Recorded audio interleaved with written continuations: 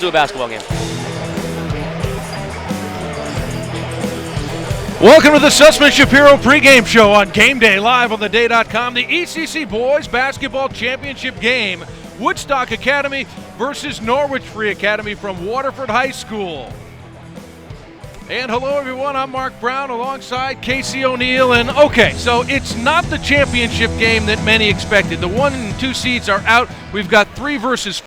But Casey, these two teams have earned their way with great performances on Wednesday and all year long. This sets up as a really competitive battle. Yeah, absolutely. I think the only two teams that are not surprised that they're there are the two teams that are playing tonight. If you ask Greg Smith and Chris Giusti, they believe they belong here, and that's evidenced by NFA being perhaps the hottest team down the stretch.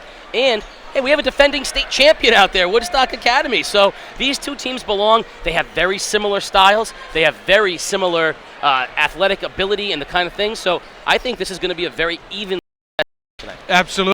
Regular season one on their home court. We're going to go down to the third member of our broadcast crew, Dave Edgecombe. Dave?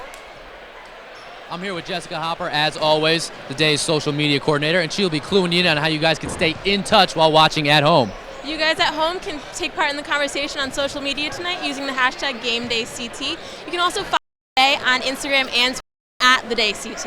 And as always, we'll be updating throughout the game, so be sure to give us some good ones. I kind of am expecting something from R.J. Evans as well. Just saying. Mark, Casey? All right, thanks, Dave. R.J. Evans has been a regular contributor from the other side of the pond, and we really appreciate that as well. Both these teams have a good balance about them. Have a look at our player to watch for NFA, and it's somebody that you might not expect. Our player to watch averages 5 points per game, but in the semifinals, he was enormous. Mike Ryan. Yeah, Mike Ryan, you know, he's what we call a garbage pail player. He does a little bit of everything, and in that semifinal game, he scored, which is what they. He's got a great touch around the basket. You don't notice him, but he can rebound. He runs the floor tremendously, which is very important. So Ryan does all the little things, but tonight he's a key. He's a second scoring option for them. Now, Woodstock Academy has some stars, but some great balance as well. Their player to watch is a perimeter guy with a lethal shot. That's Trent Peters.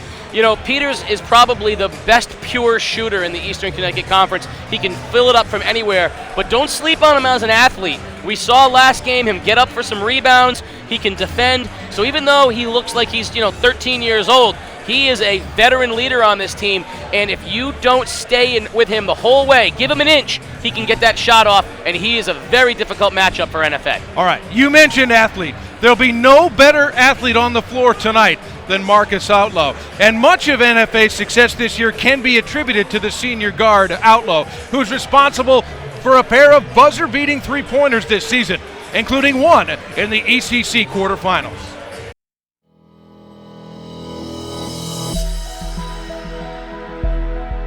Marcus has been great all season long. You know, he's had a long season in terms of the amount of punishment that his body has had to endure, starting with football in August, and now we're in March. You know, all my life, I've been very confident in taking shots like that, to either tie the game or win the game.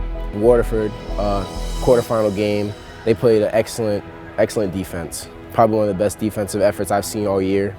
I have this sweet spot on the court, it's the right wing. When I'm there and I can get to that spot, it's tough for people I would say, to guard me. So, when I hit that shot, it was just great for the team, and it's what we needed, to advance to, last night with the semis. He wants the shot. He's not afraid to take the big shot. He's confident in his jump shot, and that's something that he's worked to improve over the course of his career. He came in as more of the type of scorer that drove to the basket and scored by driving and slashing, and he's kind of evolved into more of a jump shooter, and he's extended his range where he's become a very good three-point shooter. So he's confident, and when a player is playing with confidence, the basket looks bigger, and the moment doesn't become too big for them.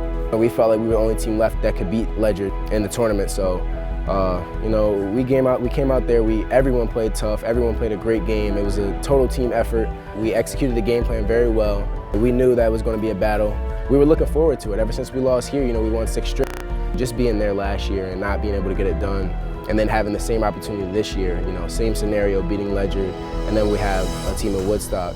I have tremendous respect for Woodstock, you know, their coach, you know, their coaches, I would say, their players. It would mean a lot, especially that we have a whole bunch of unfinished business to get done. You know, we're hungry for that ECC championship. Whoever executes their game plan better and plays tougher defense and knocks down the most shots is definitely going to win.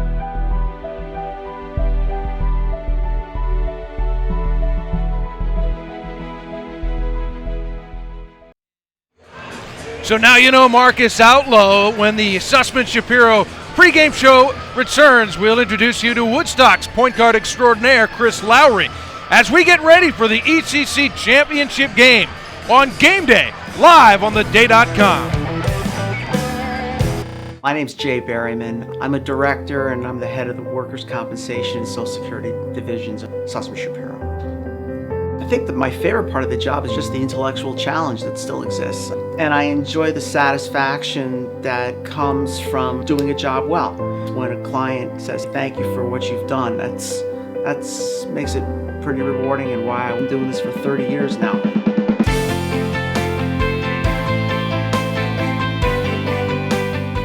Thank you for putting MJ Sullivan Hyundai in the top 15 in the country. We've just been notified that we have won the Hyundai President's Award. We rank in the top 15 dealers nationwide for customer satisfaction, and we're the only dealer in Connecticut to win this award.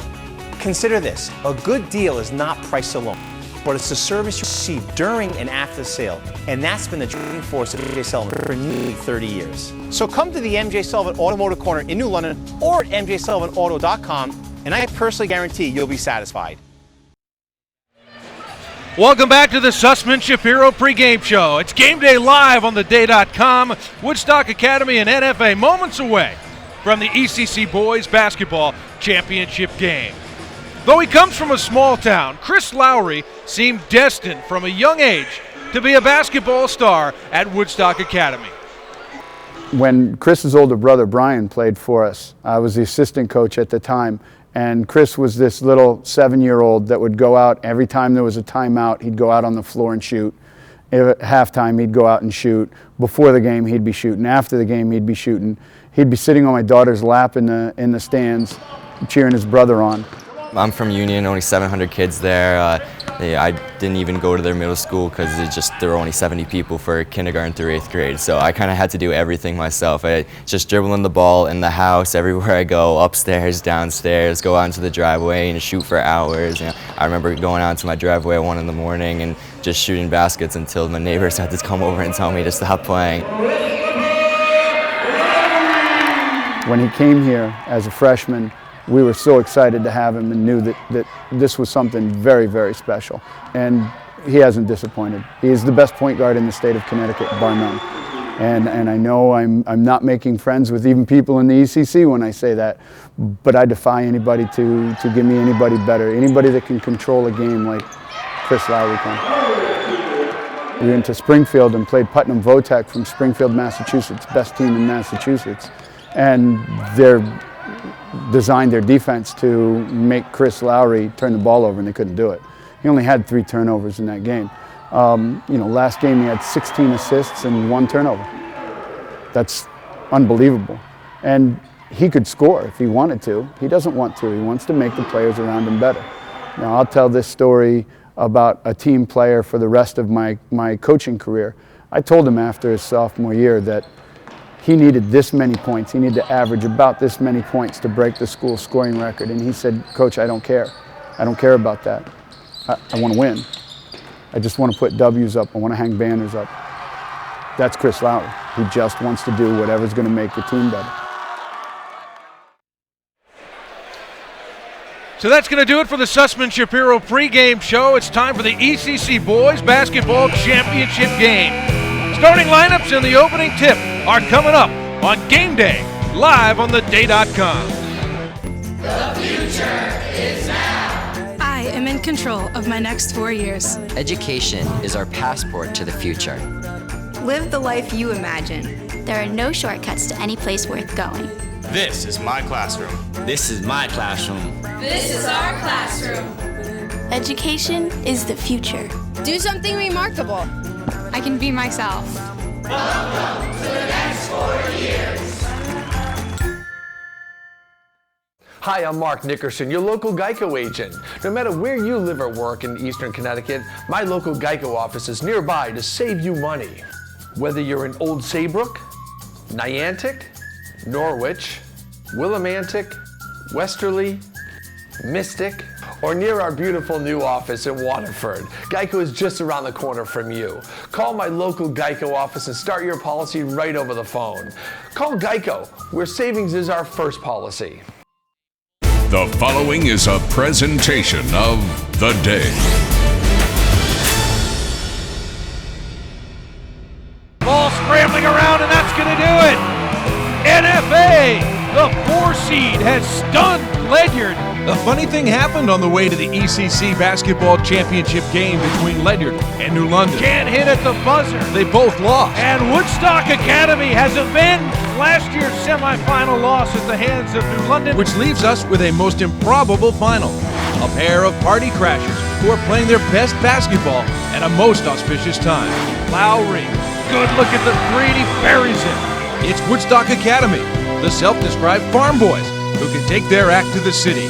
Peters, big 3. It's NFA and their hotter-than-July guard, Marcus Outlaw. Here's Outlaw. He's feeling it. It's the ECC championship game. Woodstock, bourgeois, hits a 3. NFA. Oh, he muscles it up and in. Game day next.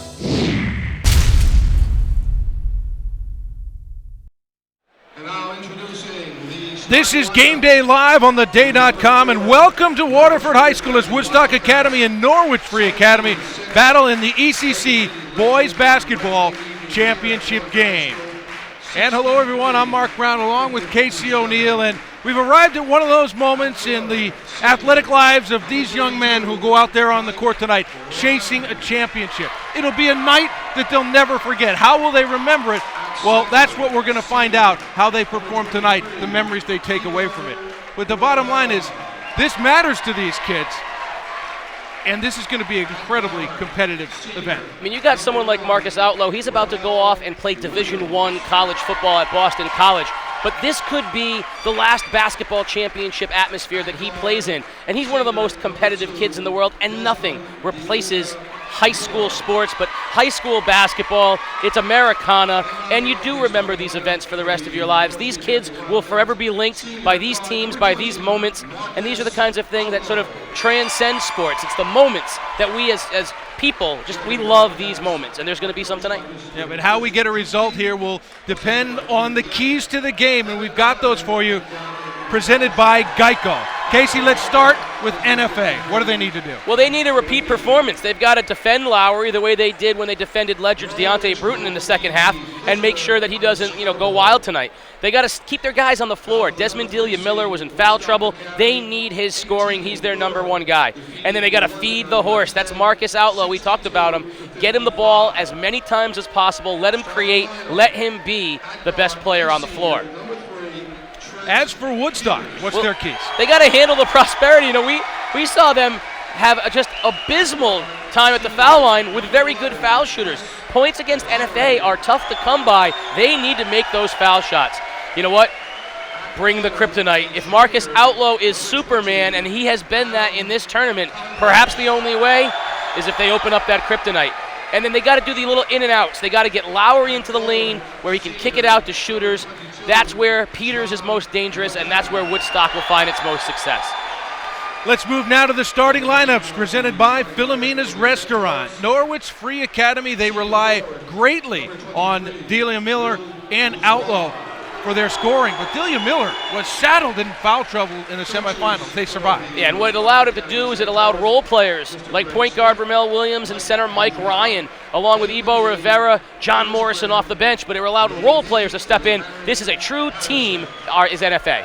And a look at Woodstock's lineup. Every guy on this team in the starting lineup averages between 8 and 14 points a game. Great balance. The guy tonight to watch is Will Bourgeois. He can do a lot of things. He's a tough matchup. It'll be interesting to see if Outlaw tries to guard Lowry or if he tries to guard Bourgeois. Time now for the national anthem.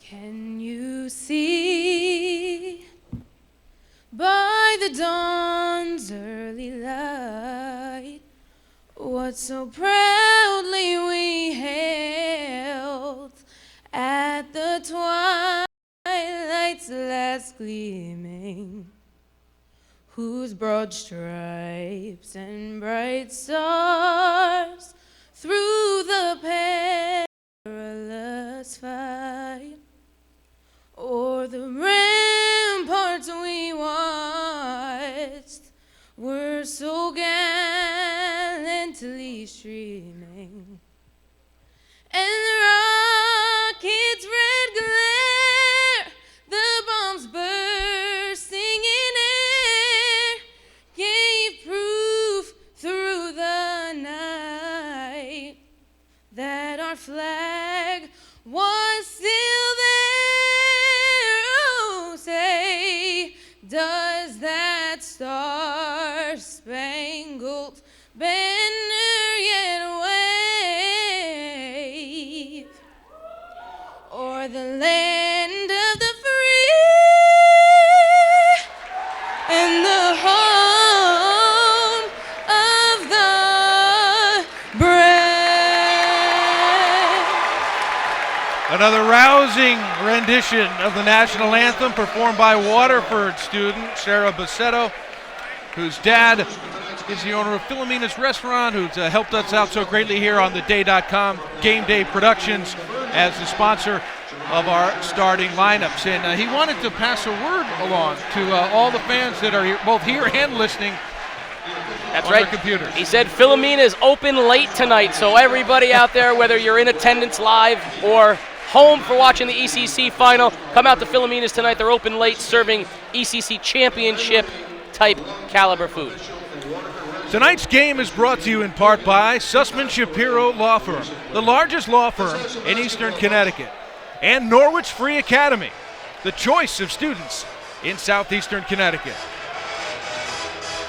So Woodstock, the number 3 seed, will be wearing their home whites with the blue and gold trim, and NFA will be in their road reds with the white trim. Great crowd. Woodstock, they on this, but they've got a long trek down 395 to get to Waterford, and Norwich a little closer. A fleet of John Deere tractors heading down 395 tonight. Somebody had to say it.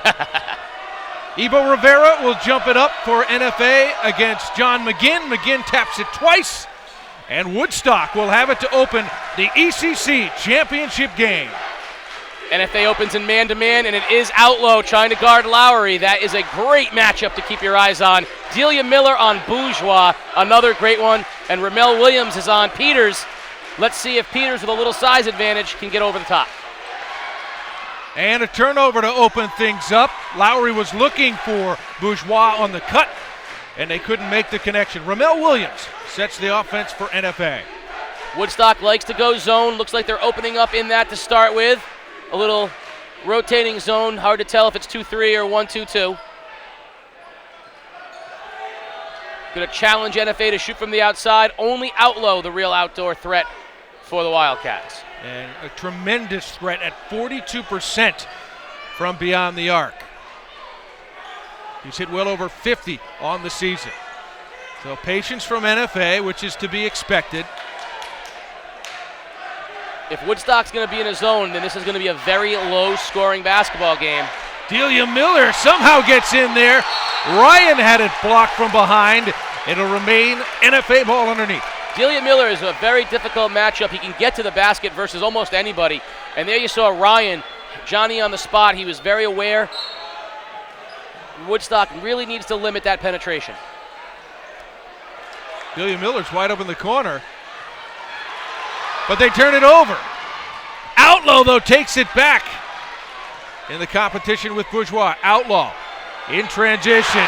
hits the three. He hit three almost just like that in the semifinals on the way to 24 points. You know, people respect him as if he's going to go to the basket, but he likes that pull-up three as much as any shot in his arsenal. Here's Lowry.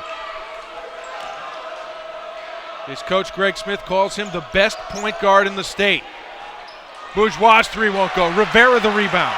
Nice box out by Rivera. One and done. Delia Miller turns it over. Joe McGinn comes up with a loose ball. Trent Peters. Quick release on the three. Long rebound to Outlaw. He'll rise and fire again. Back-to-back threes for Marcus Outlaw. Peters looked over at his bench and said, "What do you want me to do, coach? I was in his face." Nothing you can do. If Marcus Outlaw is going to make those, you are in for a long night. Bourgeois on the drive. Rebound Ryan.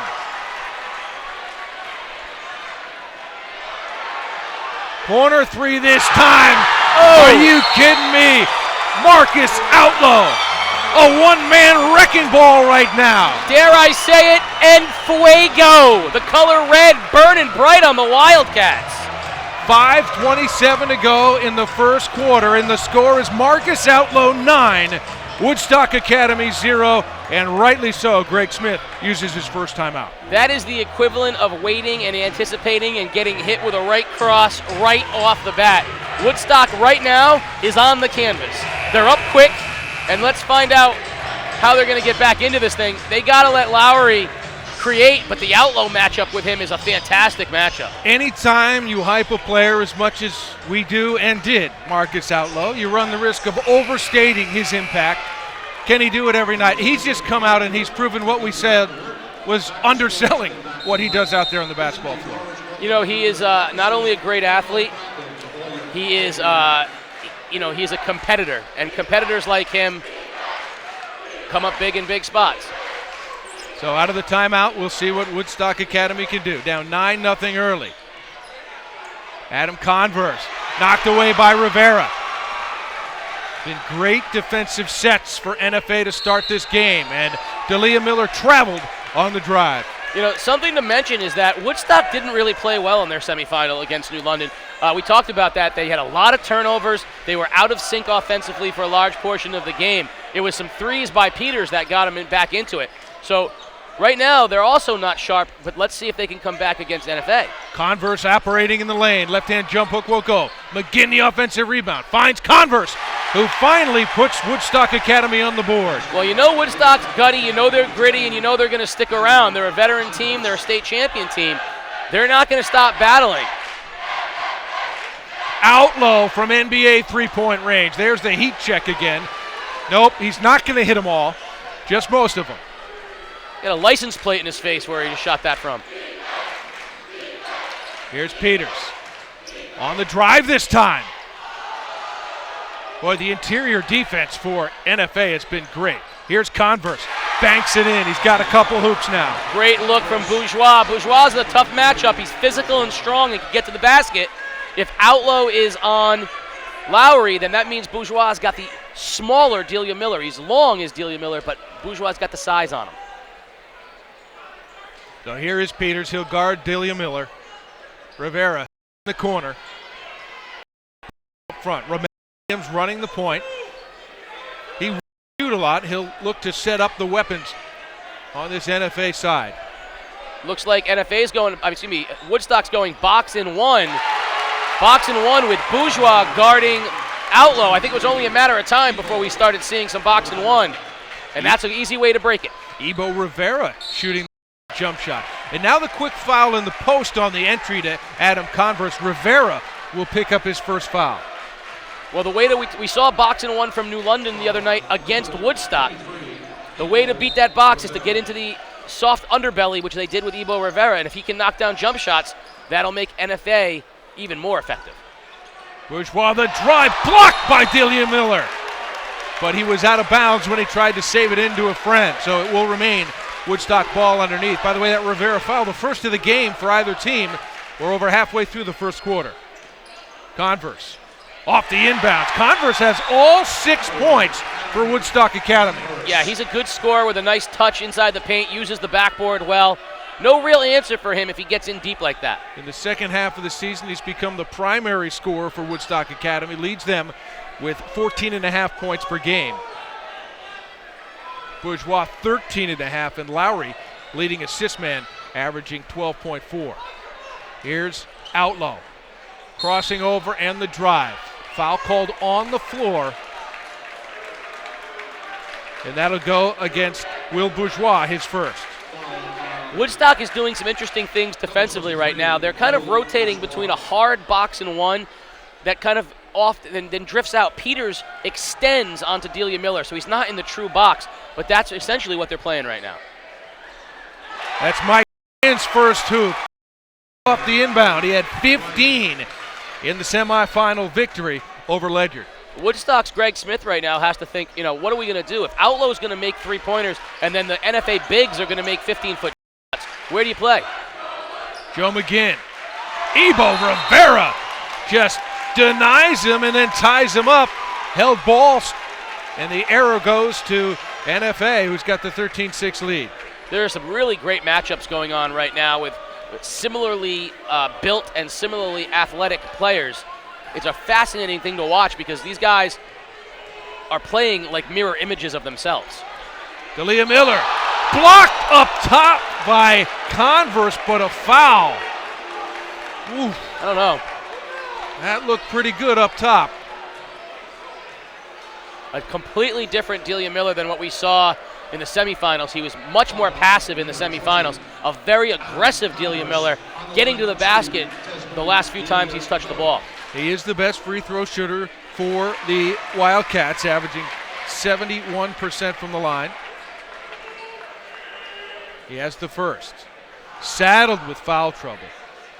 Might have played the equivalent of a little more than a quarter based on that foul trouble. Only had 4 points. Now has 2 free throws to push the lead back up to 9, matches their largest after starting the game on a 9-0 Marcus Outlaw run. Got 2 very active student sections here as well. Nice look inside. McGinn. Chance for a three-point play. Contact from Rivera. Basket is good. And now Ebo Rivera, who has been such a force defensively, has picked up his second foul. Yeah, we'll see Brandon Drabinski get into the game, and he had some very good minutes for them in the semifinal win over Ledyard. Different kind of player, not as athletic in the vertical as Rivera is, but a very good fundamental player and a good athlete himself is Drabinski. John McGinn at the free throw line.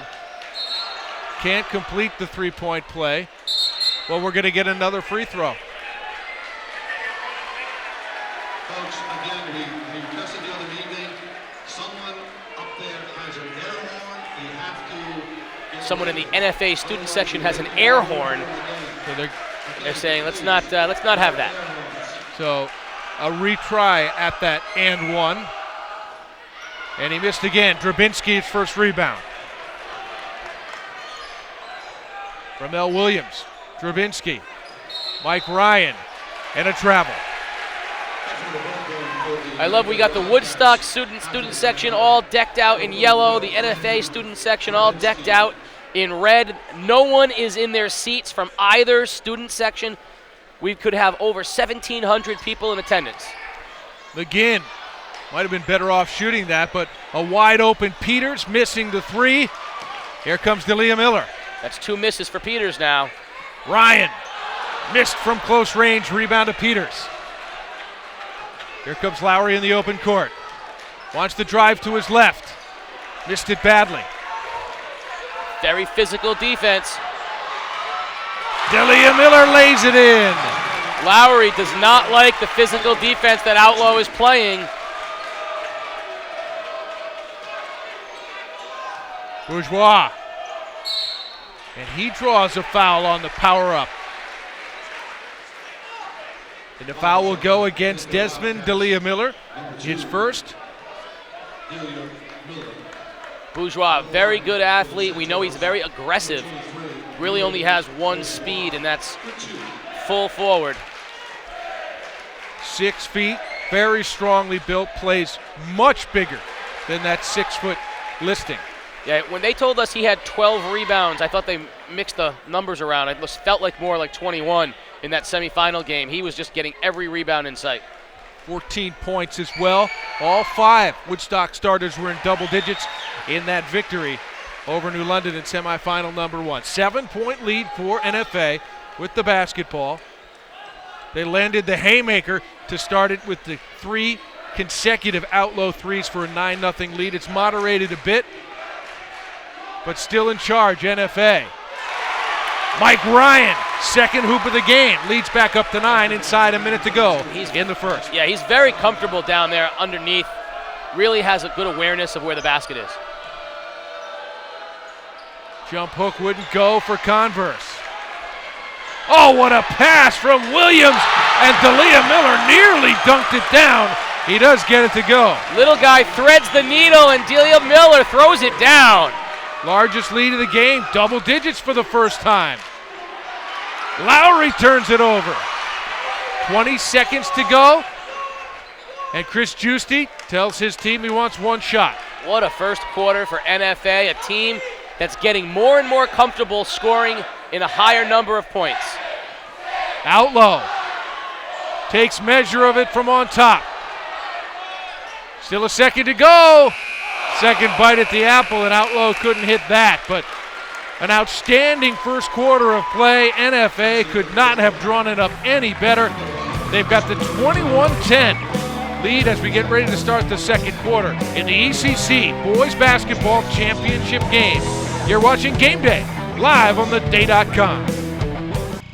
Preparing elementary and high school students for lifelong success calls for a commitment to excellence. Welcome to New London Public Schools, the only public school district in Connecticut designated as a magnet district, specializing in science, technology, engineering, and math, along with performing and visual arts. Our magnet curriculum creates enhanced learning experiences for all students. Develop your child's inner talents. For admission to a New London Magnet School, apply online today at newlondon.org.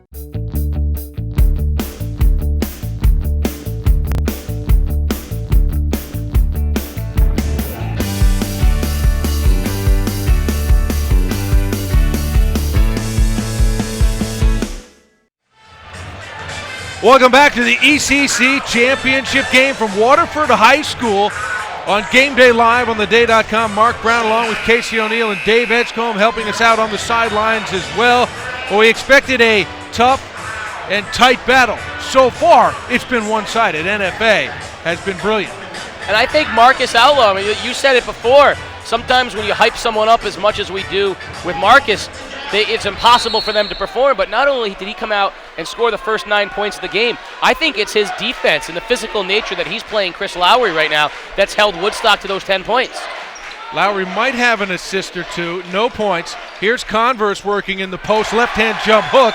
Converse has 8 of the 12 Woodstock Academy points. I love big guys that can go off with both hands on either side of the basket, and a nice touch from Converse. Converse is a junior, by the way, the only junior in the starting lineup for the Centaurs. Player to watch next year for sure. Ramel Williams gets it to D'Elia Miller. Draws 2 defenders.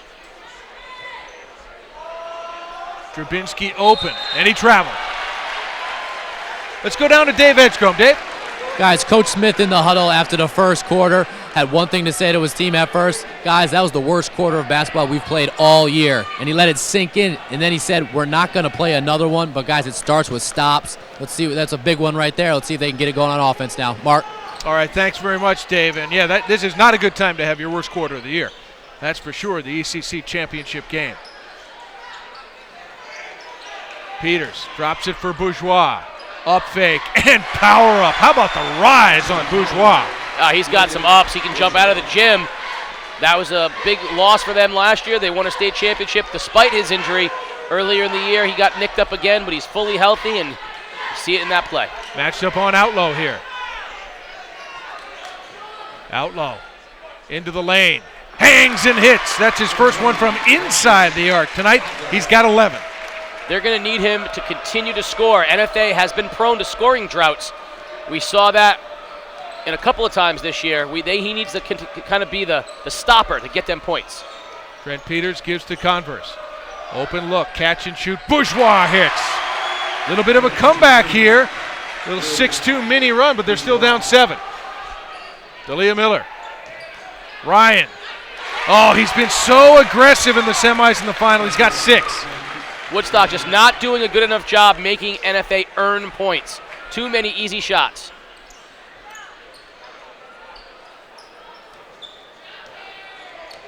They are switched now as Ramel Williams is guarding Lowry. Lowry looking to take him to the hole. Finds McGinn. McGinn lost it on the way up. It's been stout defense inside by the Wildcats. D'Elia Miller challenges and draws the foul. You know, you already saw right there, first time Outlaw didn't guard Lowry. Lowry got right to the basket and was able to deliver a pass for what should have been a good scoring opportunity. Well, NFA going to the bench. Well, Adam Converse has picked up his second foul on that D'Elia Miller drive, so that's certainly worth noting. He's their leading scorer and leading scorer in the game. One thing that Woodstock does not have is a lot of depth in the size. So we've got some substitutes coming in as Converse will come out. And Kyle Duthorn, number 14, checks in for the Centaurs. Also, NFA has gone to their bench to John Morrison, who played a key role off the bench with D'Elia Miller's foul trouble in the semifinals. Contributed 9 points in a great floor game. Very athletic team on the floor right now for NFA, with adding Morrison, who can score. On the other side of things, Woodstock with the smallest team it will have. Lowry the drive, and he gets fouled. Chris Giusti says, where was it?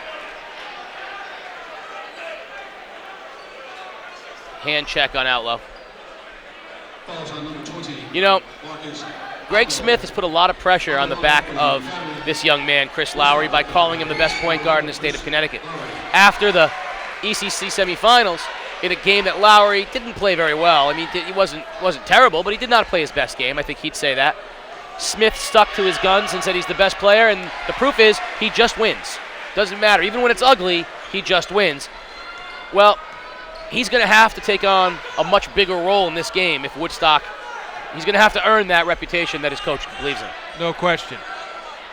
Here's Outlaw. Rises and fires again. So after the 3 straight threes, he's missed a few from beyond the arc. But he's right back at guarding Lowry again. John McGinn going at Ryan and draws the foul on Ryan. That's a smart offensive play by Greg Smith. I love going against Ryan. Try to get Ryan out of this game and get the size differential down a little bit. Plus, foul shots are a good way of getting points to get back in the game. So McGinn back at the line. Had a chance to complete a three-point play and couldn't on his previous trip. Now 3 points in the game for the senior. Both he and Converse are excellent field goal percentage shooters, taking shots from close to the basket. They have not had nearly their normal effectiveness as far as percentage is concerned tonight against that tough NFA interior defense. Yeah, it's a real advantage Woodstock has with so many guys on the floor that can do so many different things. And a blocking foul. Basket's gonna count. And a chance for a three-point play. Well, D'Elia Miller is really making up for his lost opportunity in the semifinals with the foul trouble. He's already in double digits. You know, we saw after the semifinal win, when Outlaw and the teammates were all being interviewed, Marcus called him out in a very positive way. He said, you know what, my man here did not have his best game. He knows that, but he'll be back. And you could see D'Elia Miller nodding his head like, yeah, just, can't wait to get another opportunity. You can see he is playing much more aggressively tonight. 10 points for him, 11 for Outlaw. The two leading scorers for this NFA squad have stepped up. 21 of the 29 Wildcat points. Somehow that didn't go down. The tip back does. Bourgeois gets his own miss, but again, a brilliant pass from Lowry to set it up. Great backdoor cut by Bourgeois. The two guys have played together so long.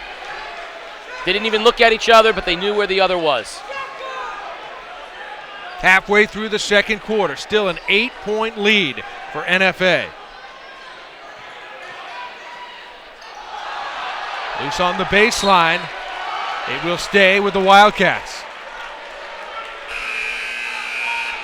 Ramel Williams coming back into the game for Norwich Free Academy, replacing John Morrison, so a quick stint for the 5'11 junior Morrison.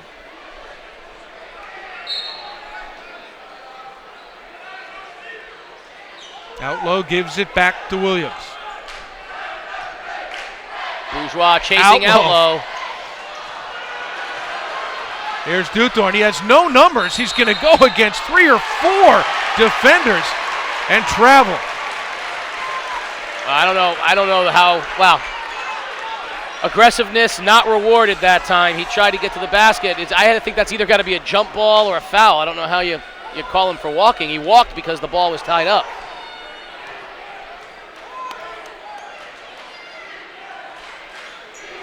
Coming up on 3.5 minutes to go in the first half. Outlaw gives it up. Now it's D'Elia Miller. Been very aggressive getting to the basket here. That's what he loves to do.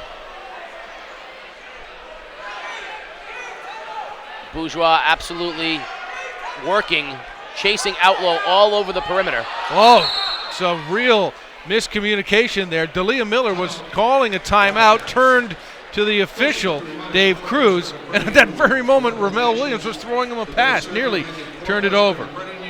So Outlaw, who started this game at a 9-0 personal run to start it with 3 consecutive threes, has missed his last 4 3-point attempts. So it's leveling out just a bit, but his team still has that advantage, 9. Yeah, game's essentially tied off the 9-0 run of Outlaw.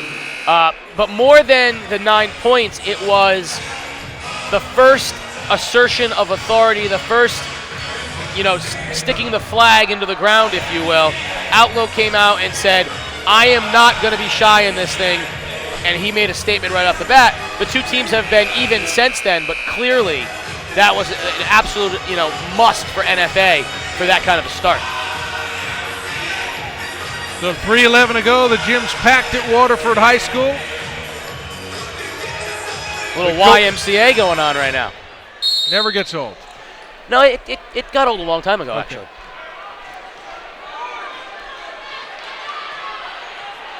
Very positive, though. A very positive person.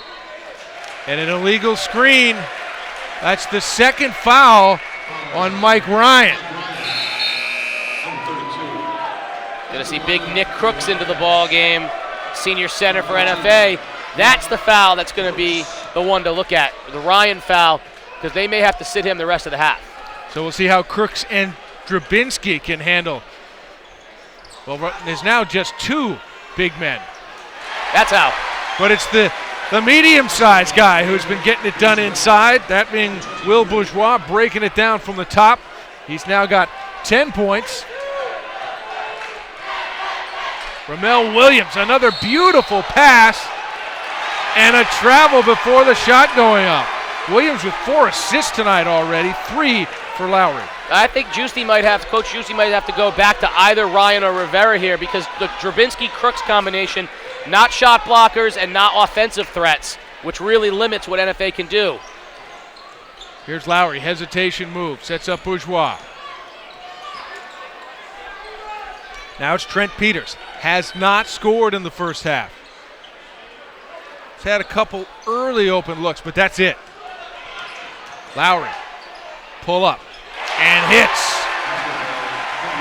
That's what we're talking about. Big time players have to take the game over in certain spots. 4-point game. They've trailed by 11 on a couple of occasions, has Woodstock Academy.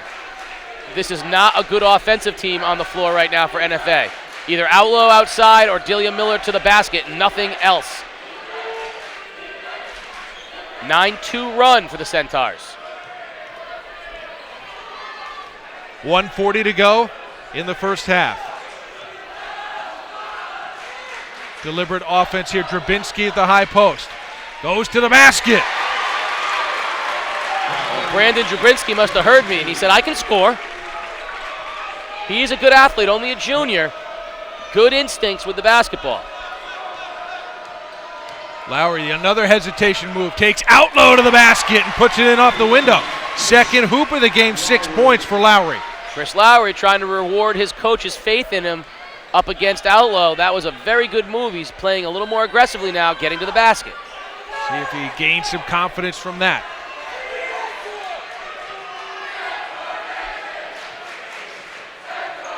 Centaur Nation is the chant of the Woodstock Academy.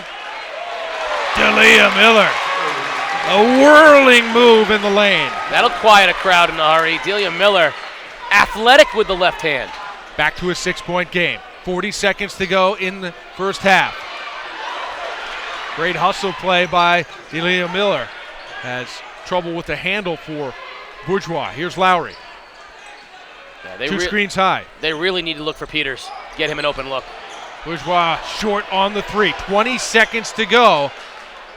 6-point lead for NFA. They'll take the last shot. Yeah, go into the half. No worse than 6-point up.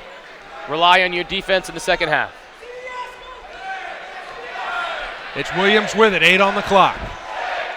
Delia Miller. Drabinski in the lane. And the rebound from Peters will bring an end to the second quarter.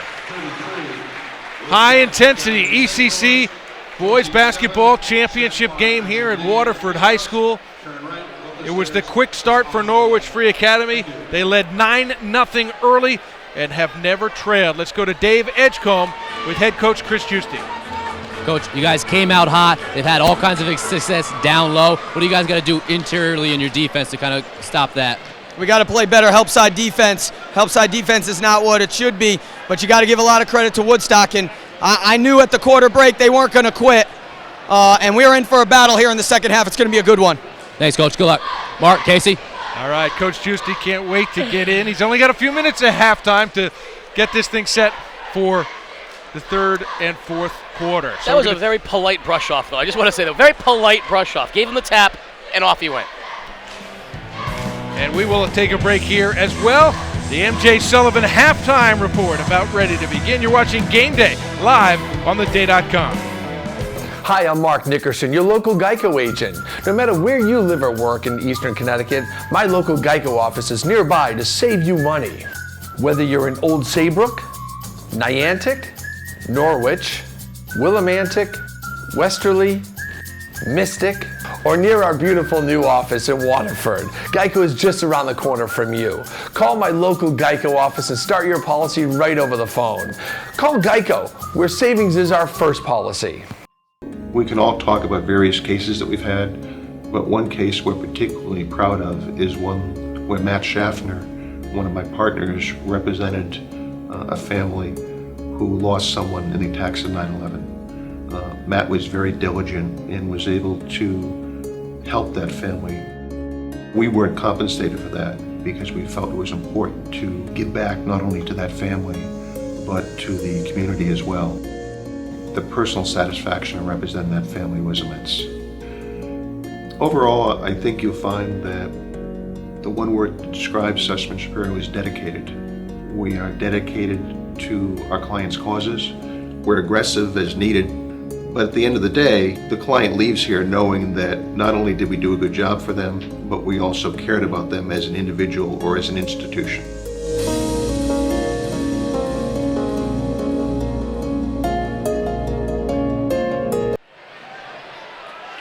Welcome to the MJ Sullivan halftime report. You're watching Game Day live on theday.com. Woodstock and NFA at halftime of the ECC championship game. NFA with a 33-27 lead. Let's go to Dave Edgecombe, who's standing by with Chris Sanford, the Woodstock headmaster.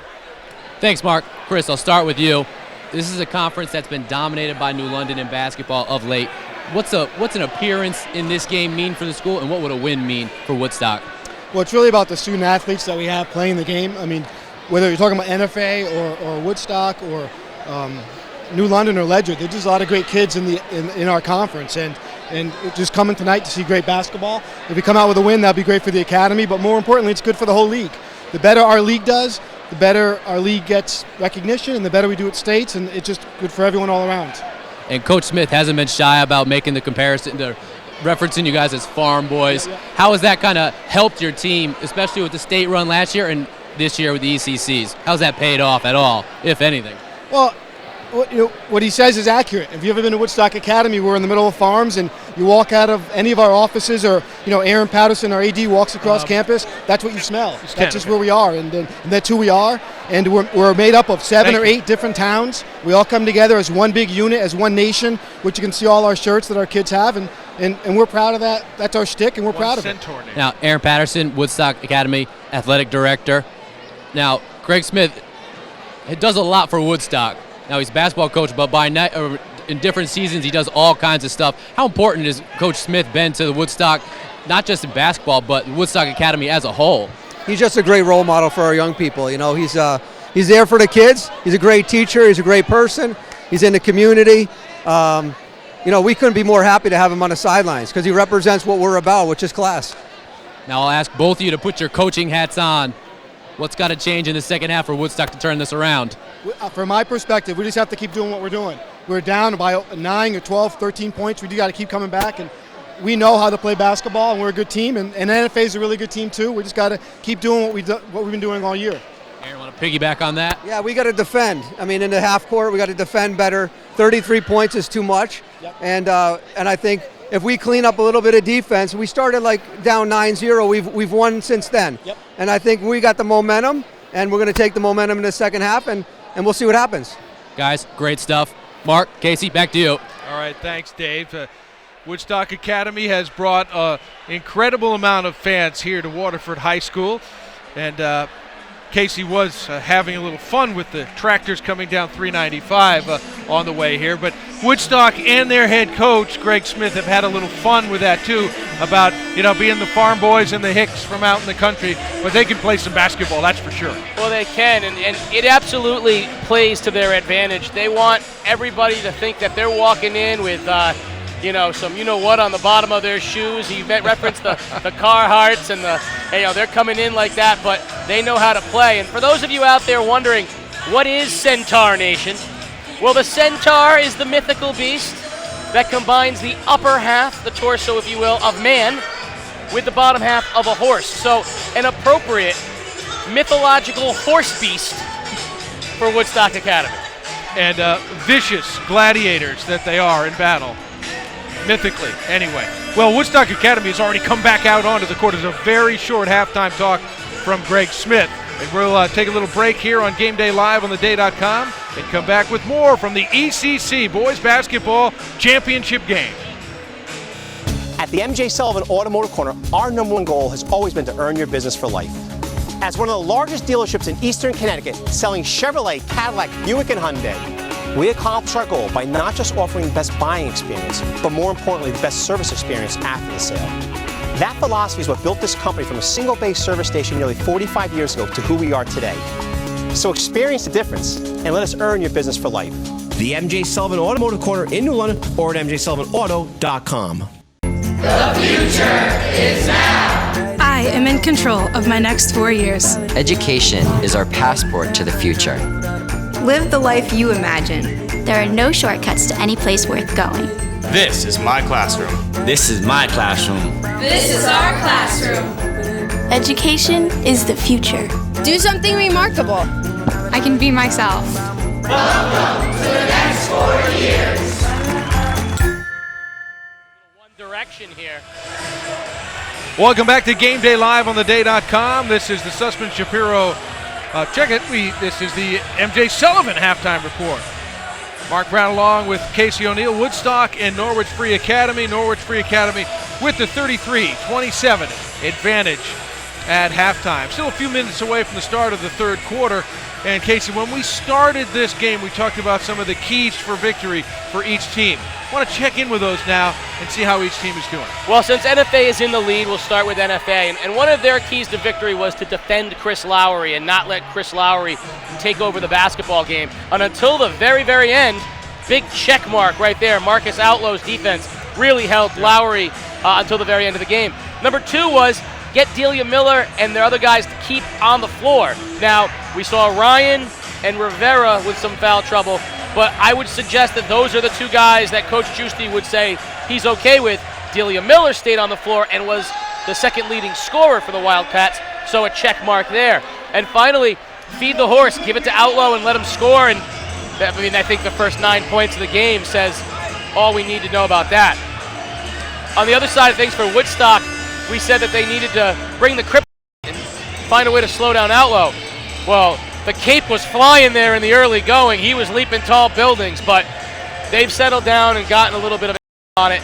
And then they wanted to play some in and out. And I think the biggest key in the second half for Woodstock is find a way to get Peters open for some outside shots. He has yet to score and has not made a three-pointer, obviously, in this game.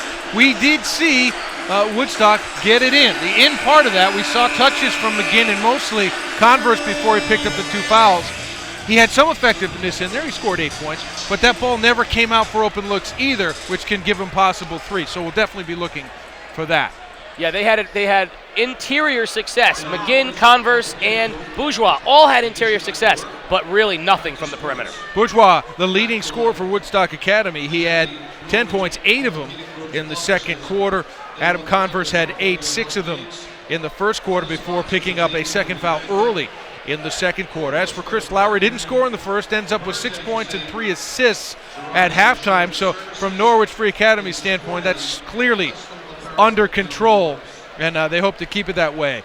Delia Miller with 12 leads Norwich Free Academy 11 for Outlaw.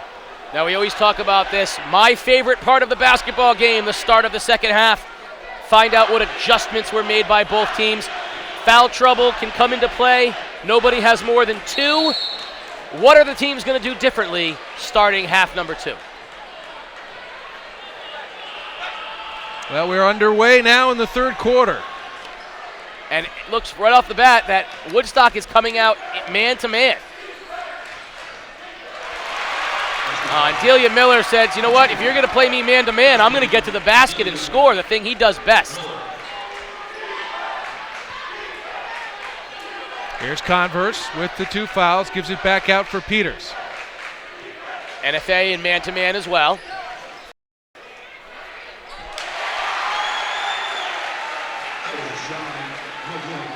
McGinn getting the hoop. So a trading of hoops here in the opening minute of the third quarter. Still a 6-point game. Both teams playing man-to-man, a change from what they did in the first half. Ramel Williams backs it out and calls out the play.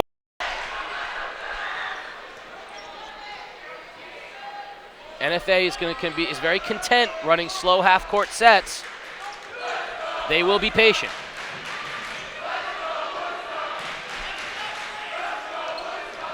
Williams in and back out Rivera. Ryan can hit. Rivera crashing the boards but ripped away by Converse. Oh, big strong rebound that time from Converse. Inside McGinn. Couldn't quite finish it. And that would have been a big basket to cut it to 4. Rivera wants to get a little closer. Tough shot won't go. Converse another rebound. Rivera took it away. The only red jersey in this end of the court among 4 white jersey. He gets the possession for NFA. And now 5 straight misses from 3 for Marcus Outlaw, who began the game on a personal 9-0 run with back-to-back-to-back threes. Lowry tries a 3.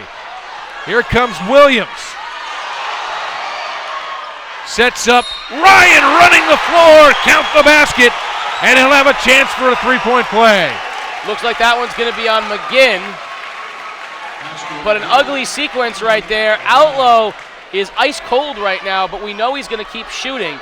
A great job by Ramel Williams getting the ball to Ryan in transition after Lowry missed his.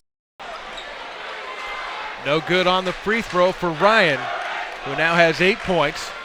He's been a very effective third option tonight offensively for NFA. Last night he had to be the second option with Delia Miller saddled with foul trouble.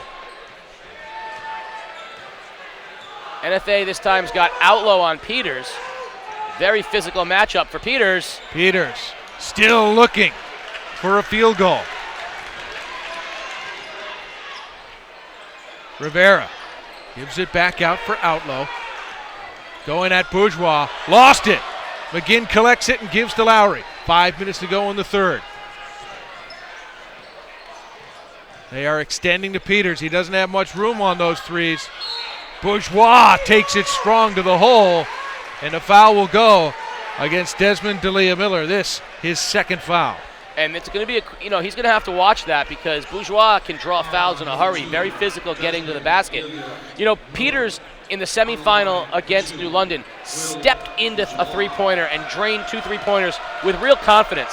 His threes have been a little tentative tonight because of that physical defense. First free throw good for Bourgeois, who has 11. That's the leading scorer in the game for Woodstock Academy. Peters produced 17 points in that semifinal victory over New London. Scoreless so far in this one. Bourgeois has them both for a dozen. 6-point lead for NFA. They've never trailed in this one after the 9-0 start. Bourgeois back on Outlaw. Outlaw behind the screen, now to the baseline. Ball tipped around, and McGinn was bumped. If it's Ryan, and it is, it's 3. Now foul trouble just starting to creep into the equation. Miller's got 2, Ryan's got 3, and we'll see Crooks back into the ball game for Ryan. So fouls just now to where Coach Chris Giusti has to kind of manage his bench a little bit. 4.5 minutes to go in the third.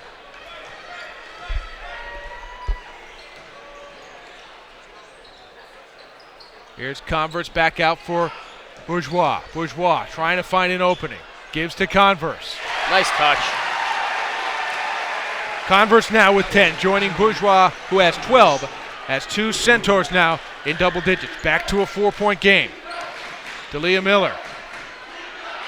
Rebound McGinn. Momentum is definitely shifting right now.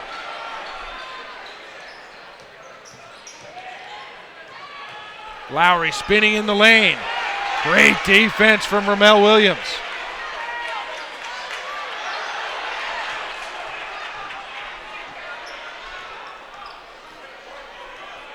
Williams will slow it down and call it out.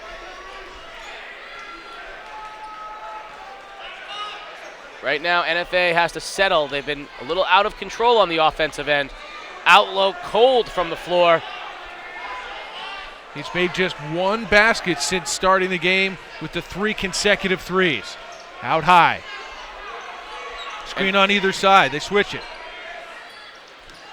Ramel Williams. A long possession here for NFA, but not a bad thing for them. Outlaw hesitation move between 2 defenders. Oh, he squeezed it up with the left hand. I was just going to say that Woodstock has turned Outlaw into a jump shooter, and Outlaw's shot more free throws than anybody else on the NFA team because he goes to the basket so well. Heads up, just a headsy player by getting to the basket. He knows he's cold. Peters finally hits from downtown. Pay attention to that one. 2:43. Peters hits his first. Let's see if they can get him on a little bit of roll. Scoreless until almost 2 minutes to go in the third. McGinn nearly picked the pocket of D'Elia Miller, who will use a timeout.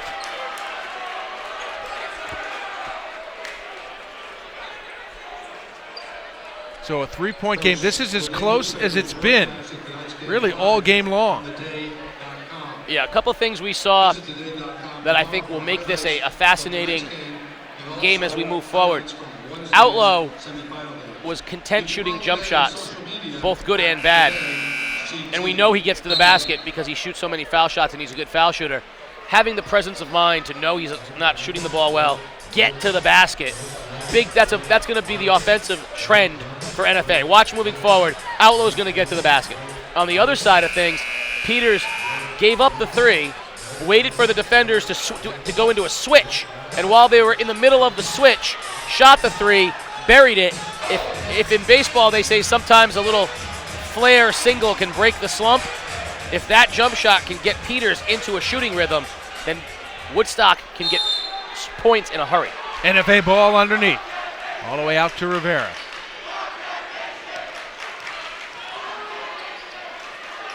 Out low. That ball hit the support above the basket on the rebound, so it will go over to Woodstock. This is as close as the game has been since 3-0. Yeah, Woodstock is going to sag on Outlaw now. They're going to leave him with jump shots until he starts to make them again. They're not going to let him get to the basket because they know he's struggling from the outside right now. Lowry with Outlaw on him. McGinn, big man out away from the basket. Last touch by Woodstock. Great job by Ebo Rivera that time, slapping the ball off of Converse. We know Rivera is a hustle machine. Evidence that time, never gave up on the play. Converse and McGinn, two big men who worked so well together. Didn't happen that time. McGinn really kind of dribbling right to where Converse was. Minute 45 to go in the third. See if Outlaw tries to get to the basket this time. Draws three defenders. Back out for D'Elia Miller. 90 seconds to go in the third quarter. 3-point lead for NFA. They've led by 11 on a few occasions.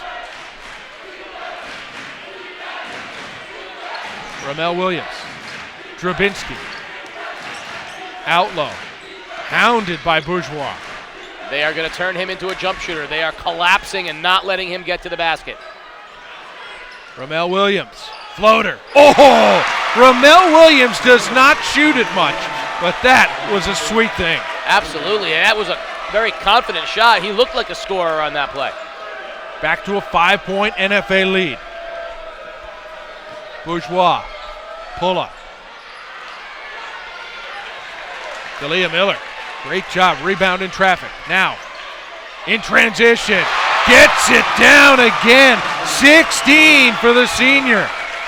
His length is a real problem. Athletic, he gets to the basket so well. Right now, we got to see Woodstock get a clean look for Peters. Catch and shoot, way off. Bourgeois drawing the foul. We'll see who that's on. I think it's going to be on Ebo Rivera. Nope. They'll get Drabinski. I think they got lucky. I think they got away with one there.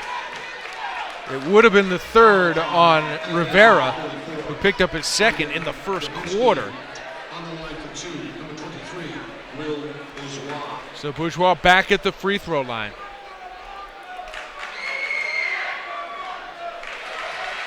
Making a living there today. 13 points.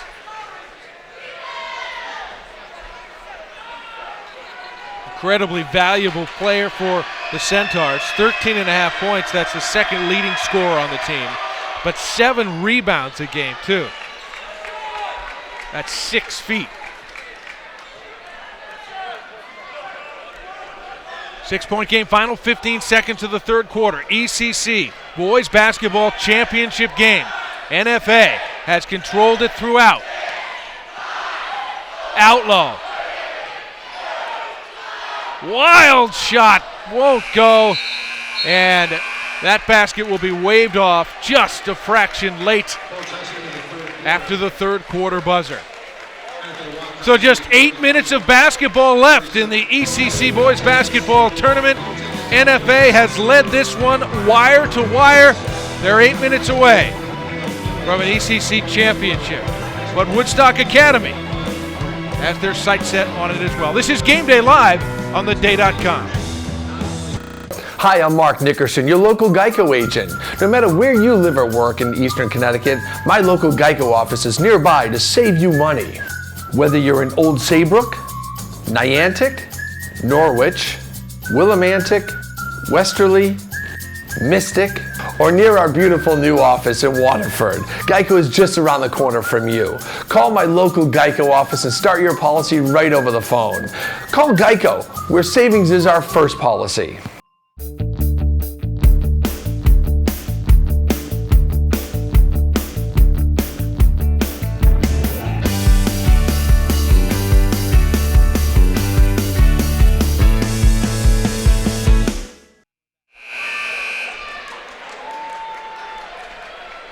Today's game is brought to you in part by Geico. 15 minutes could save you 15% or more. The M.J. Sullivan Automotive Corner, Eastern Connecticut's automotive leader for over 30 years, selling Chevrolet, Cadillac, Buick, and Hyundai. And Philomena's Restaurant, proud to be named one of Connecticut's best family restaurants of 2013, and they've told us come on down to Philomena's after the game. They'll expect a big overflow crowd coming from this ECC championship game. Fourth quarter is underway. Woodstock with the ball, but trailing by 3 versus NFA. Mark Brown along with Casey O'Neill, Dave Edgecombe with us, roaming the sidelines. More great defense from NFA there as they force the turnover. Yeah, we know NFA can play defense. This foul on the floor on the drive from Outlaw. It'll go against Will Bourgeois. His second. You know, we know NFA can play lockdown defense. They are a very difficult team to score against in the half court. On the other side of things, Outlaw looking like he wants to try to assert some control and get to the basket.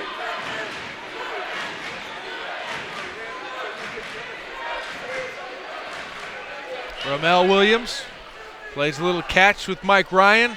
Ryan screens for Outlaw. Outlaw inside. Blocked by Converse. Diving for the loose ball. Ryan looking for a timeout, and he'll get one for NFA. Was heading for a held ball situation. I think Coach Chris Giusti's looking for a foul on the Outlaw drive, but Outlaw approached that drive like he was trying to, like it was a 3rd and 3 on the football field. He was trying to get the first down. He just put his head down and his shoulder along with it. I think it was a good no call against the Woodstock big men.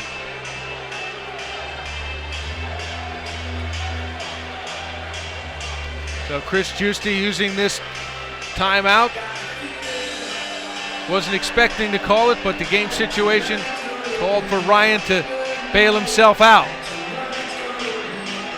So down 6, 7-11 remaining in this game. We've talked about it. Where are the Woodstock points going to come from? Peters has got to be involved. Trent Peters has been very quiet tonight, only the 1 3-pointer. And on the other side of things, Delia Miller has gotten to the basket regularly since Outlaw's gotten cold. Both of these teams can become very sort of methodical in how they go about things, almost to the point where they get out of rhythm by getting maybe a little bit too deliberate with what they do. It'll be NFA ball underneath. And they'll go all the way out into the backcourt to Delia Miller, who's 16 points, and the game leads all scorers. What a bounce-back game he's had. And he's going right to the hole. Oh, the finger roll just comes out. Great drive. Couldn't finish. Lowry. Converse. Now back in the hands of Lowry. His effect has been muted today by the NFA defense. Ryan, the defensive rebound. Bourgeois, same thing. A little out of control, just recklessly going to the basket. He's got to look for an open man. And a foul out front on Trent Peters. Been very few fouls called in this game. No bonus situation ever occurred in the first half. No, we've been buzzing by in this thing so far. Only 3 fouls apiece so far here, in this, all the way 6:30 in the quarter. Only 16 fouls in the entire game. Each team with 3 team fouls with 6.5 minutes to go. In a hotly contested game with aggressive defense, very few fouls. What a backdoor pass from Williams, but Outlaw couldn't finish.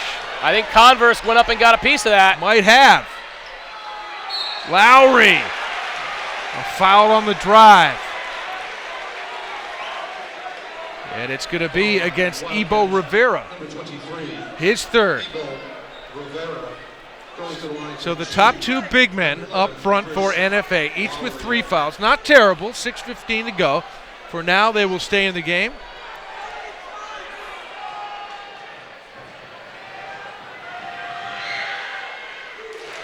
Lowry hits the free throw. Only 7 points in the game. He's been, again, dubbed the best point guard in the state by his coach. 6 minutes remaining here. If they want to cut the nets down, he needs to take over, get to the basket, and get his teammates involved. Everything runs through Lowry. 8 points for him, averages just over 12. His great value is as the handler, the press breaker, the incredible distributor, but that NFA team defense has limited that effectiveness tonight. Ramel Williams working on Peters.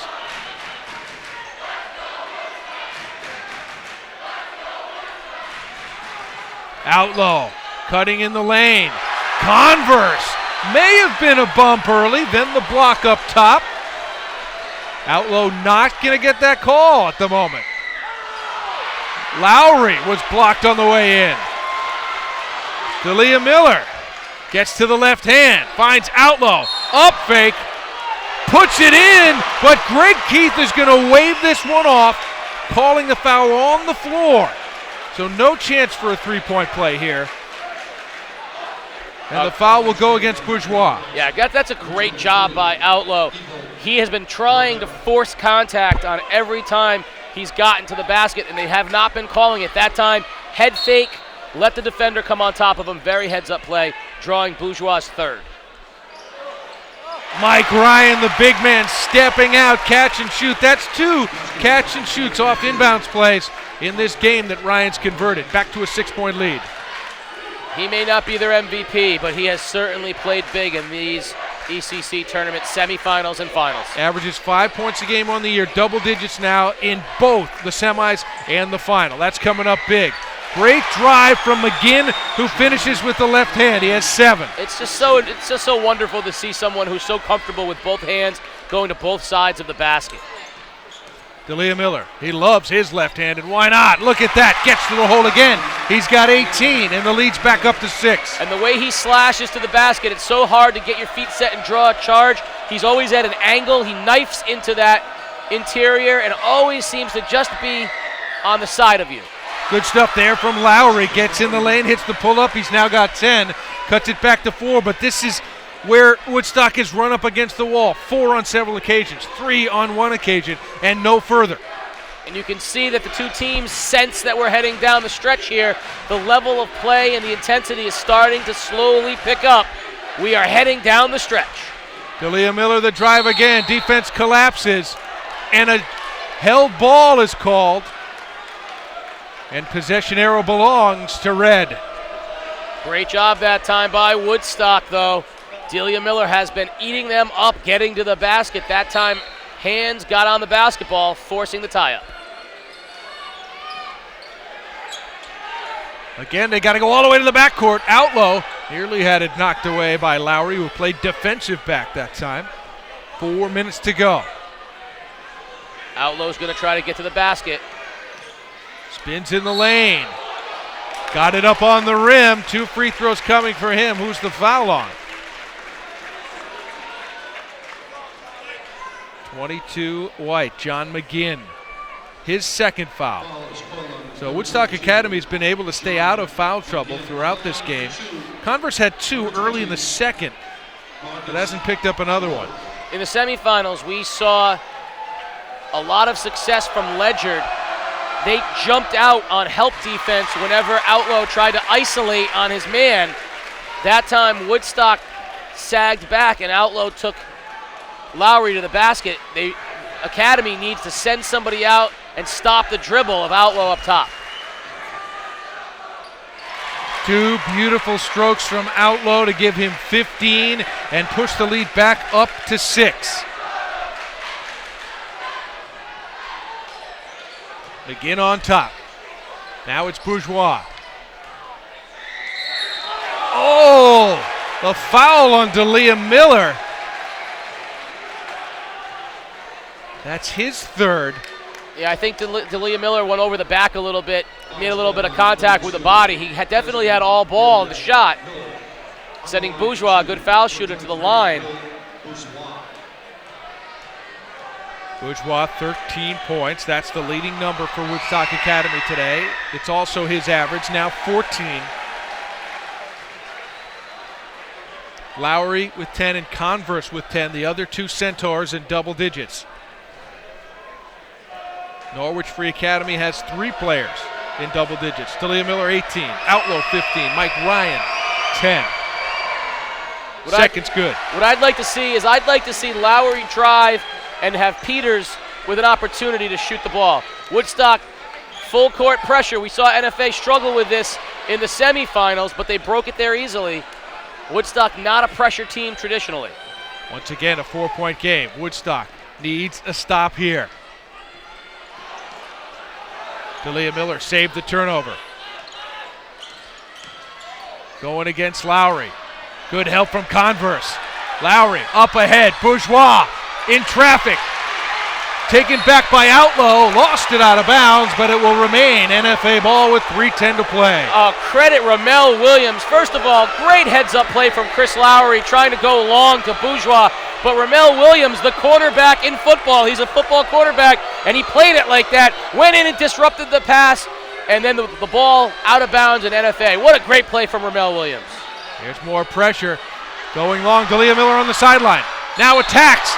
Knocked away by Lowry, but a foul on the senior point guard.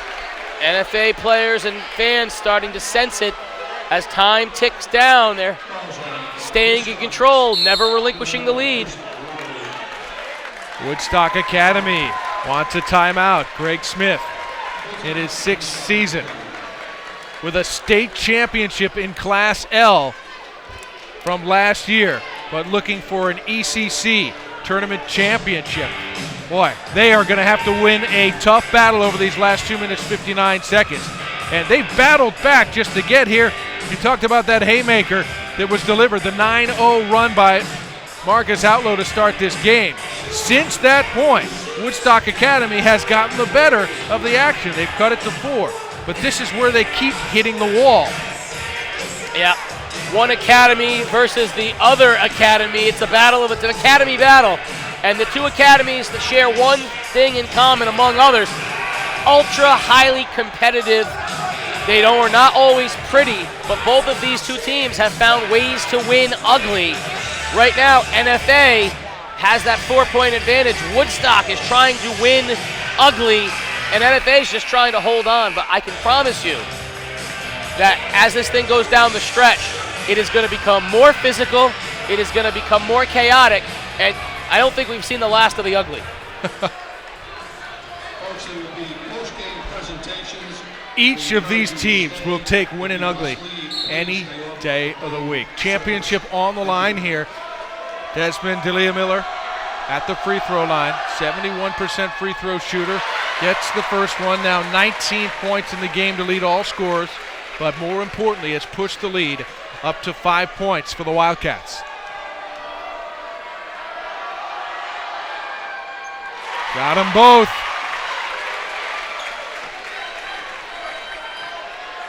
Lowry calls out the play. Outlaw will guard him. Bourgeois curling off a screen, lost it. Outlaw has it. Key turnover that time for Woodstock. They need possessions. Outlaw to the basket. Leads for Ryan. Blocked from behind. Ball bounced out of bounds off the leg of Ivo Rivera. So it will be Woodstock Academy basketball. Well, I'll tell you, as we head into the state tournament after this, Woodstock in L and NFA in double L are not the kind of opponent that anybody wants to see. Lowry tried the wraparound pass. It was knocked away. Woodstock Academy will have the ball underneath. 2:28 to go. Hard-nosed, good defensive teams, scrappy point guards. Converse misses the jump hook. Rivera the rebound. Oh, he misfired on the way to Williams. Bourgeois still after it. Outlaw comes up with it. Another stop from NFA.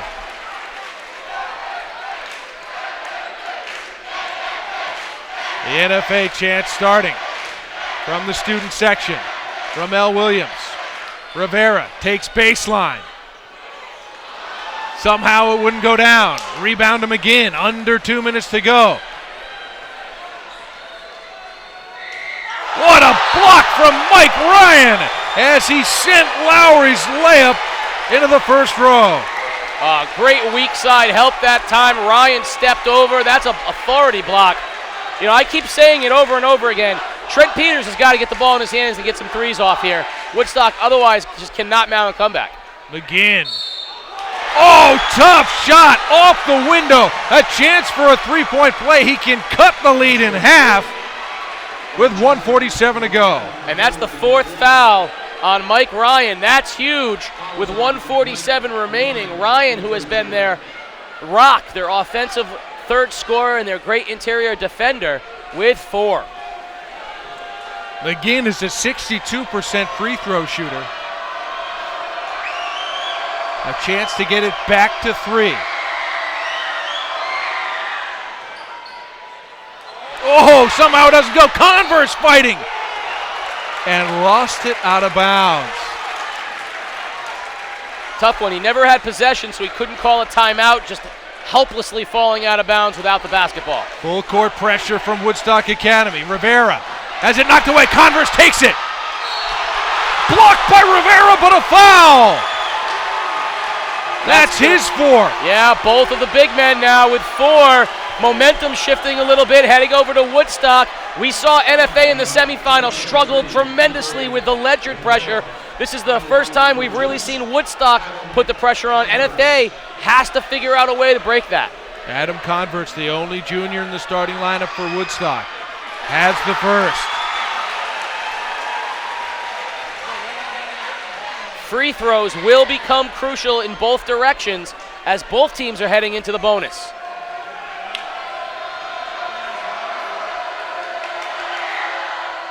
Can't get the second one, so they hit the wall at 3 again. Does Woodstock up ahead? D'Elia Miller decides the clock's more important. D'Elia Miller.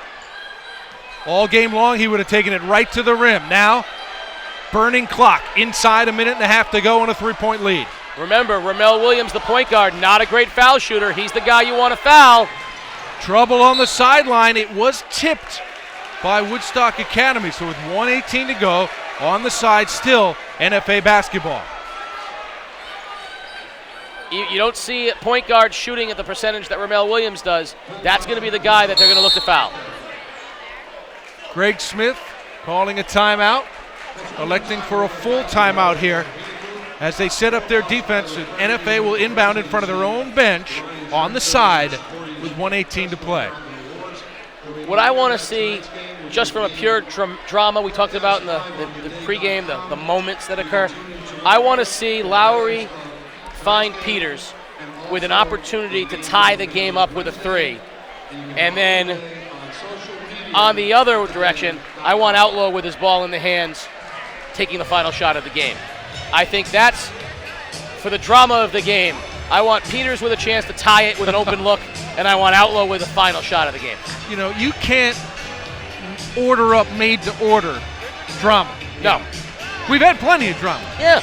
But that would certainly be something that would have a whole lot of pressure. It's felt like crunch time every minute of this game. We're clearly in crunch time with 1:18 to go, but these guys have battled very, very tough. I haven't seen any back down from anybody.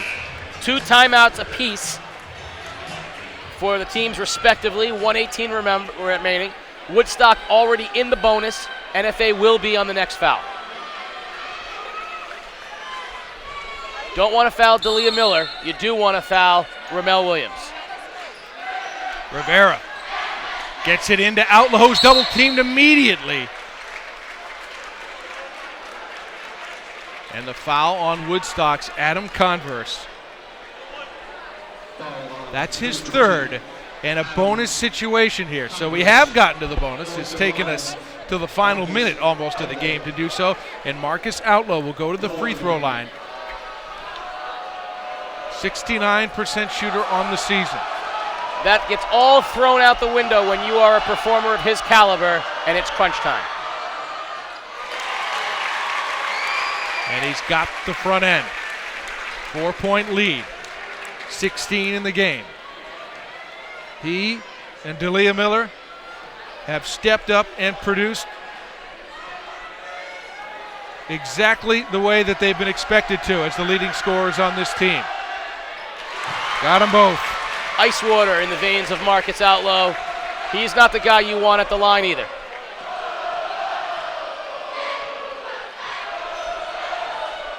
Lowry. Bourgeois, been quiet lately. Trying to make some room inside. Rebound Rivera. And Bourgeois or McGinn committing the foul there. Now,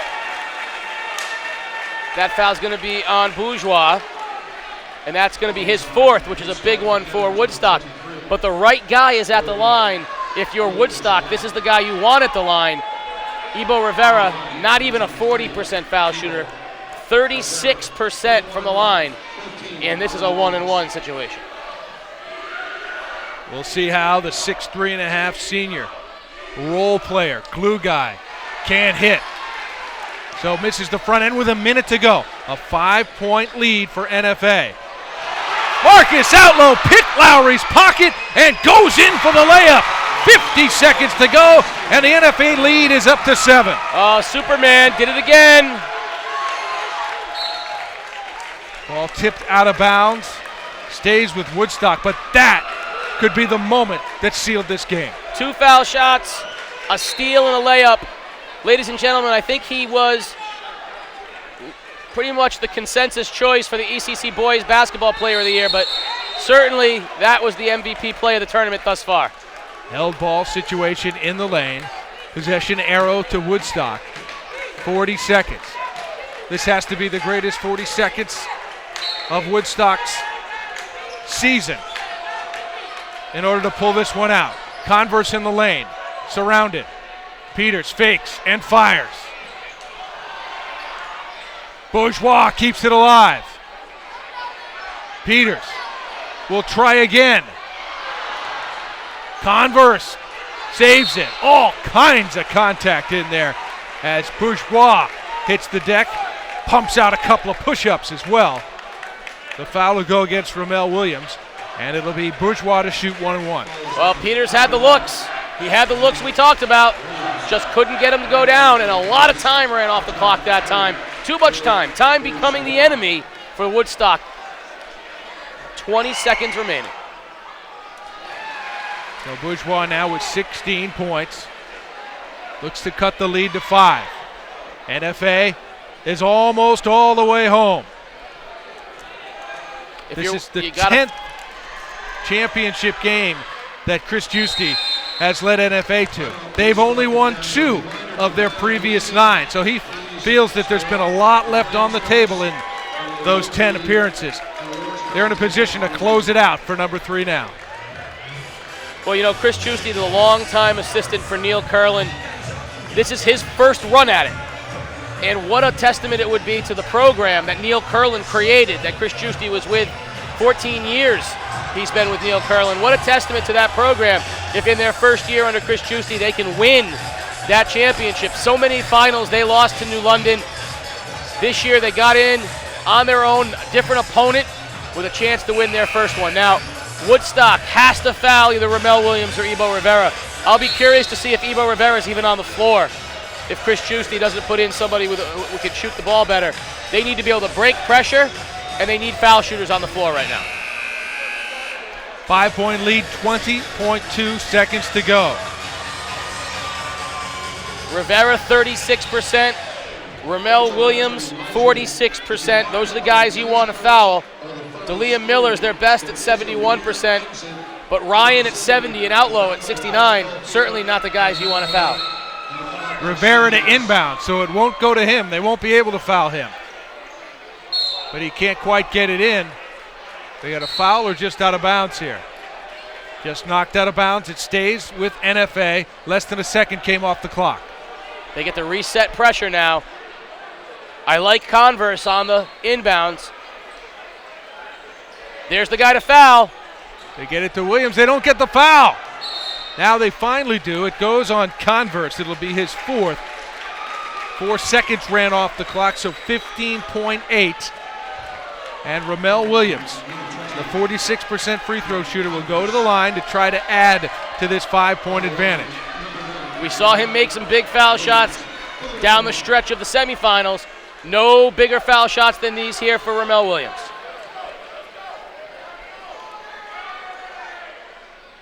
Oh, and he hits the front end. The senior point guard. Not counted on for his scoring, more his defense and his floor generalship. It's a big free throw to make it a 6-point game. And now 7. He's a senior. Senior leaders, gotta love him. Lowry the drive, scoop shot goes in, but only 8.4 seconds left when Woodstock uses the timeout. Nobody's heading for the exits, though. I love it. Centaur Nation still on their feet.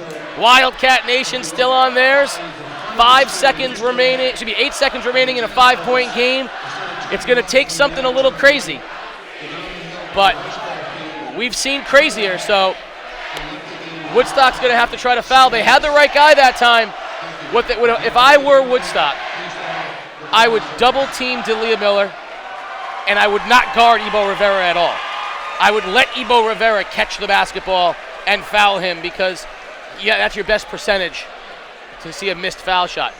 Williams was the next option, and we saw how calmly he drained his two. Well, the NFA student section can barely contain themselves right now. 8.4 seconds left to what they feel is going to be a big celebration of a Wildcat ECC championship.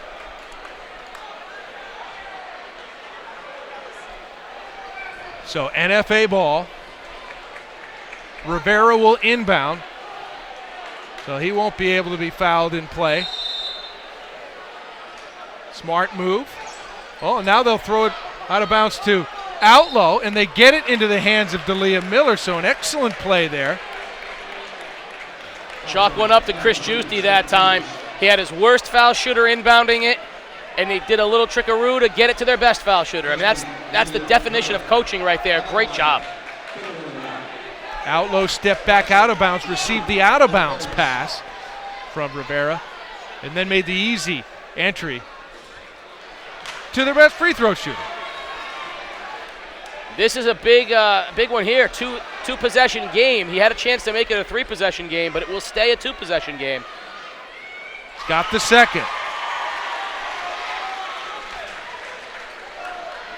So Lowry, as the final seconds tick away, will launch a 3. Put back McGinn, but too little too late. Norwich Free Academy has won the ECC championship. Well, it's a sea of red as the Wildcats storm the field or the court. Pandemonium in the Francis Sweeney Gymnasium at Waterford High School as the Wildcats are going to cut the nets down here at Waterford High School. A valiant effort from the Woodstock Academy Centaurs, but it was the NFA Wildcats, the senior leading team. Marcus Outlaw, player of the year perhaps. Desmond D'Elia Miller, Mike Ryan, Ebo Rivera, Ramel Williams, seniors, all champions.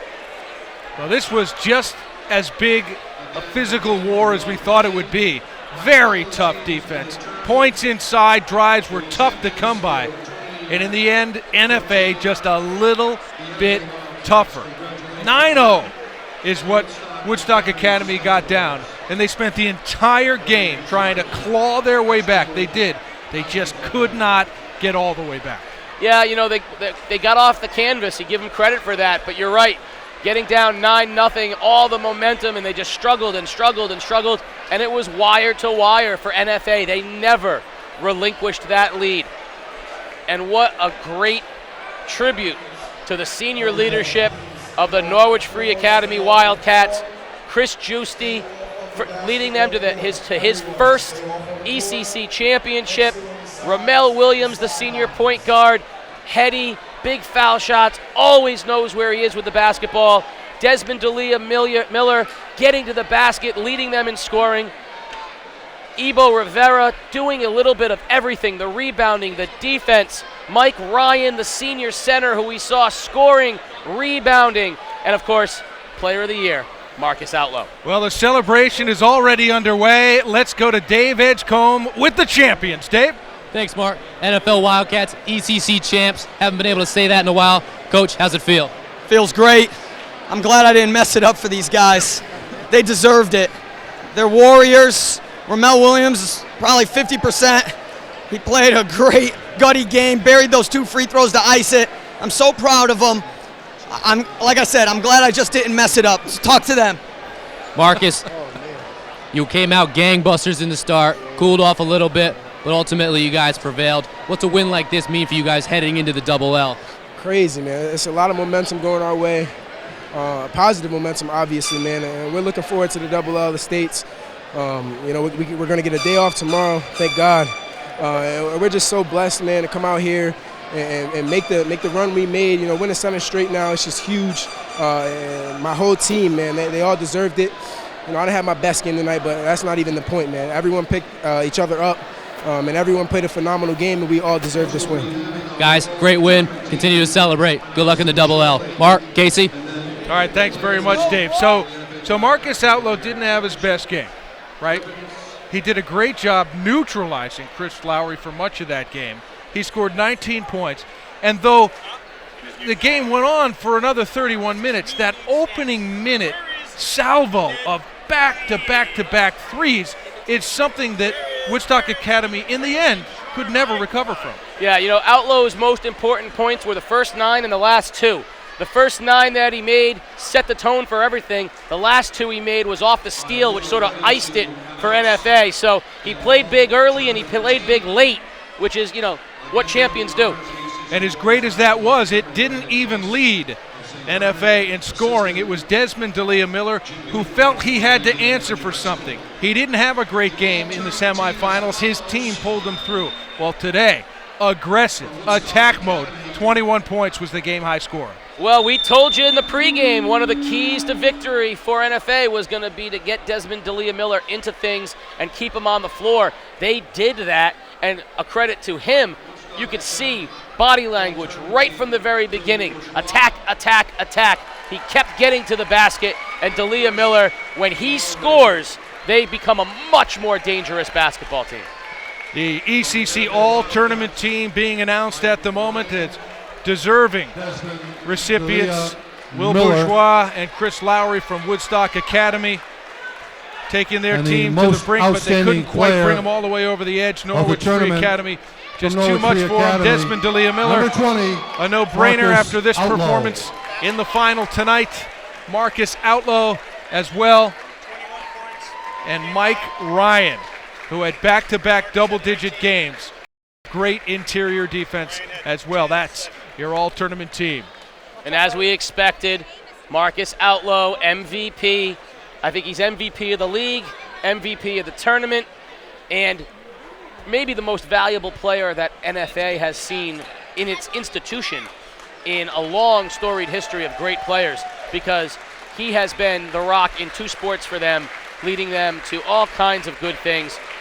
There's your all-tournament team, folks, and a tournament that it was.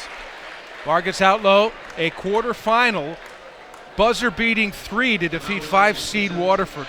24 points in the semifinal victory over 1-seed Ledyard. And then 19 more points and a tremendous all-around performance in the championship game. That's definitely MVP-type production. Now these 2 teams aren't done. You can't rest on your laurels now, because we saw the NFA girls win an ECC championship and get bounced in the second round of the girls tournament to a very gritty E.O. Smith team. Now the NFA boys have to head into double L, and that's going to put a little bit of a target on their chest. They're not going to sneak up on anybody in double L.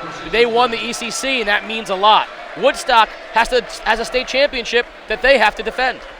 Absolutely. Woodstock will join the upper bracket in Class L as the number 5 seed. Their first game will be Monday when they host 28 seed Brantford. As for NFA, they'll take this ECC championship trophy and their 18-6 record. They are the 15 seed in the lower bracket of the double L. Their first opponent, 18 seed Cheshire. Remember, the the records that are used for the seedings don't include anything that you do with these 3 victories on their way to the ECC title. They were a 14-6 regular season team, and that's the number that gets the seeding in the CIAC. So probably a pretty solid 15 seed as they enter the Class AA. I wouldn't want to play NFA right now. They've got a star player. They've got momentum. They've got seniors. I'm very curious to see what kind of noise they can make in AA. And of course, no one saw Woodstock coming last year, and they won a state championship in L. So both these teams with bright things in the state tournament coming up. So we will take a quick break here on Game Day Live on theday.com as Norwich Free Academy continues to celebrate their ECC championship. My name's Jay Berryman. I'm a director and I'm the head of the Workers' Compensation and Social Security divisions of Sussman Shapiro. I think that my favorite part of the job is just the intellectual challenge that still exists. And I enjoy the satisfaction that comes from doing a job well. When a client says, thank you for what you've done, that's makes it pretty rewarding, and why I'm doing this for 30 years now.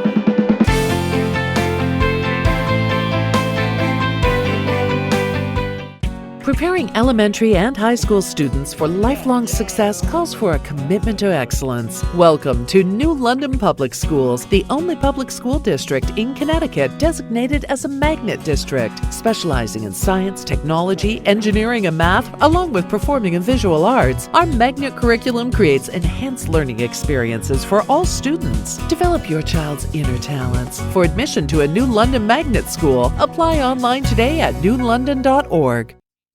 We can all talk about various cases that we've had, but one case we're particularly proud of is one where Matt Schaffner, one of my partners, represented a family who lost someone in the attacks of 9/11. Matt was very diligent and was able to help that family.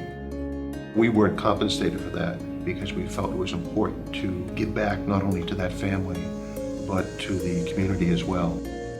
The personal satisfaction of representing that family was immense. Overall, I think you'll find that the one word that describes Sussman Shapiro is dedicated. We are dedicated to our clients' causes.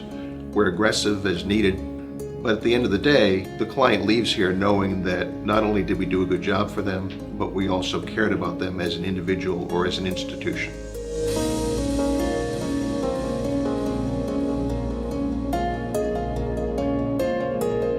At the MJ Sullivan Automotive Corner, our #1 goal has always been to earn your business for life. As one of the largest dealerships in Eastern Connecticut, selling Chevrolet, Cadillac, Buick, and Hyundai, we accomplish our goal by not just offering the best buying experience, but more importantly, the best service experience after the sale.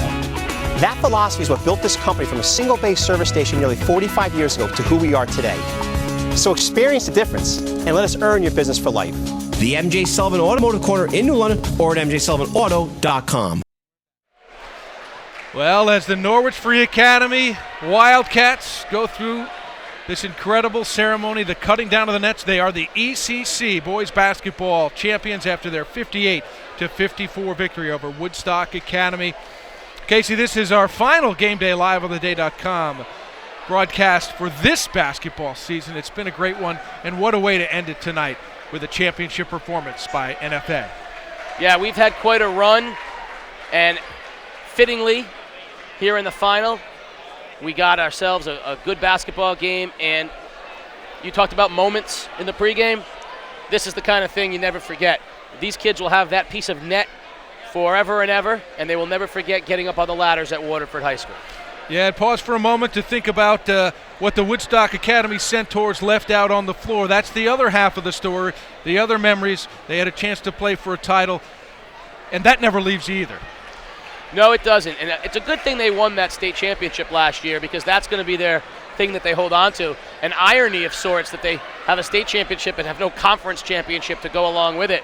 They had multiple opportunities, but couldn't quite climb the mountain. They ran into a very hot and challenging NFA team who was determined, and Woodstock's going to have to make their run in the state tournament like they did last year. So Greg Smith's Centaurs, you watch them play, and we've had the privilege of watching them several times. A great team that plays great together.